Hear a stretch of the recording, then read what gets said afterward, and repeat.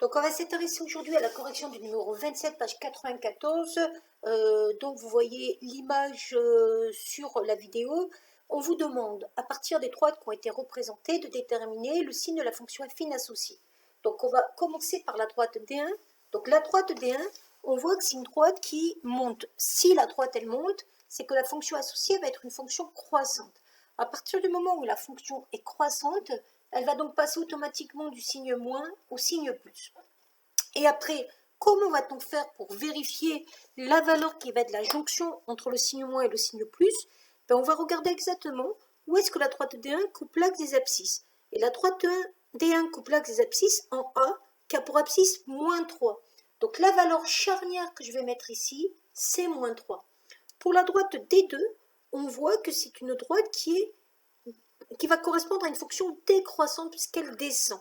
Si elle correspond à une fonction décroissante, elle va passer du plus au moins. Elle va s'annuler entre les deux. L'endroit où elle s'annule, c'est au point B. Le point B, son abscisse fait 2. Et pour la droite D3, c'est une droite particulière si vous regardez bien. Et la droite D3 va correspondre à une fonction affine qui va être constante et qui va correspondre à la valeur moins 1 sur les images. Donc cette fonction affine, elle est toujours négative et cette fois-ci, elle ne va pas s'annuler.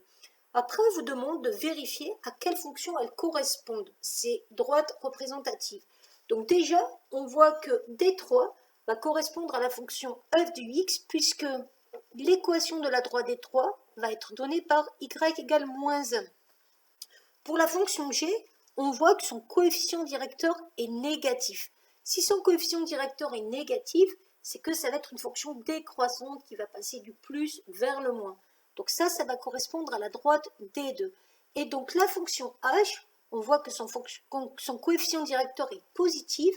Si son coefficient directeur est positif, elle va correspondre à une fonction croissante, donc automatiquement à la fonction qui va passer du signe moins au signe plus.